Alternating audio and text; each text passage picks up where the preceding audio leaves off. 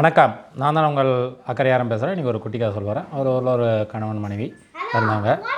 அவங்க ஒரு பையன் இருந்தார். அவர் ஸ்கூல் படிக்கிறாரு. ஸ்கூல் படித்து முடிச்சிட்டாரு. அவர் 10th முடிச்சிட்டாரு.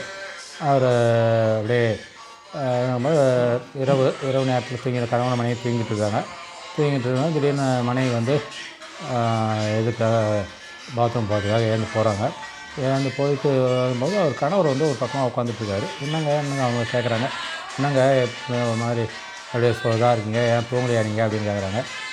இல்லை ஒன்றும் இல்லை, நம்ம பையன் இப்போ 10th முடிச்சிட்டாரு, +1 சேர்க்கணும். சக மாணவர்கள் அவர் கூட படித்தவங்கெல்லாம் வந்து ப்ரைவேட் ஸ்கூலில் போய் சேர போகிறாங்களாம். அதனால் இவரும் வந்து ப்ரைவேட் ஸ்கூலில் சேரணும் அப்படின்னு சொல்கிறாரு.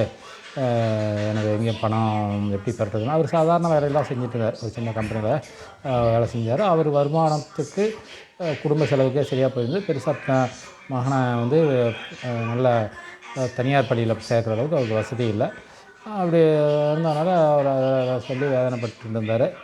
எப்படியாவது பண்ணிடணும், எப்படியாவது கடன் கேட்கணும் அப்படி இப்படின்னு சொல்லிட்டு இருந்தார். உடனே மனைவி வந்து, நீங்கள் ஏங்க அதை பற்றி கவலைப்படுறீங்க, என்கிட்ட இருக்குது பணம் வாங்குவாங்க, அதை இப்போ நான் சேர்த்து வச்சுருக்கியா, அவ்வளோ சேர்த்து வச்சுருக்கியா அப்படின்னாங்க. இல்லை நான் எங்கே நீங்கள் கொடுக்குற பணத்தை குடும்ப செலவுக்கு எனக்கு பற்ற மாட்டேது, நான் எங்கே சேர்த்து வச்சுருக்கேன், என்கிட்ட என்னுடைய இது தாலி இருக்குது, அந்த தாலி செயின் நீங்கள் எடுத்து ஒரு தாலி செயின் இருக்குது, அது கொஞ்சம் ஒரு 1/2 பவுன் தாலி செயின் தான், அது அதை வச்சு நம்ம ஏதாவது பண்ணலாம், அடகு வச்சு பண்ணலாம், நம்ம மறுபடியும் அதை மீட்டு எடுத்துக்கலாம், இல்லை யார்கிட்ட போய் கடன் வாங்கிறதுக்கு பதிலாக இது மாதிரி பண்ணலாம் அப்படின்னாங்க. சரின்ட்டு அவர் ஒத்துக்கிட்டு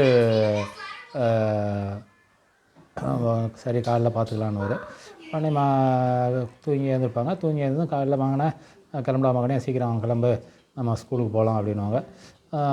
சரிப்பா அப்படின்னு சொல்லிட்டு, நீங்கள் எங்கே போகிறீங்க, ஒரு 5 நிமிஷம் இரு, நீ அது வந்துடுறேன், நம்ம எல்லாம் சேர்ந்தே இது ஸ்கூலுக்கு போகலான்னு.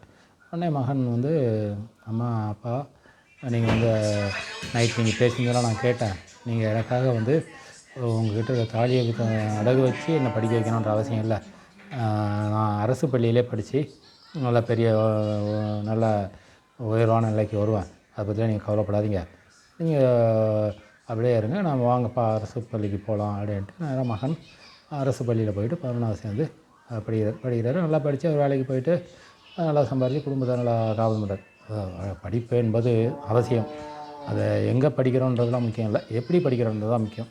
அரசு பள்ளியாக தனியார் பள்ளியான்றதில்லை, எங்கேயோ எல்லா இடத்துலையுமே கல்வி கற்பிக்கிறதுக்கு உண்டான ஆசிரியர்கள் இருப்பாங்க. இருந்தாலும் நாம் குடும்பத்தினுடைய கஷ்டத்தை புரிந்து கொண்டு குழந்தைகள் பொறுப்புணர்வோடு இருந்தாங்கன்னா அவங்க வாழ்க்கையில் நல்லா முன்னேறலாம். எப்பயுமே அப்பா அம்மாவுடைய கஷ்டத்தை புரிஞ்சுக்கணும், மற்றவங்கள பார்த்துலாம் பொறாமப்படக்கூடாது, மற்ற பசங்க எப்படி இருக்காங்கன்றதெல்லாம் பற்றி இது பண்ணக்கூடாது, நம்ம குடும்பத்தை நம்ம பெற்றோர்கள் எப்படி இருக்காங்க அப்படின்றத பார்த்துட்டு அனுசரித்து செயல்பட்டாங்கன்னா அவங்களுடைய வாழ்க்கை நல்லா சிறப்பாக அமையும்ன்றது தான் அந்த கதை சுருக்கம். நன்றி, வணக்கம்.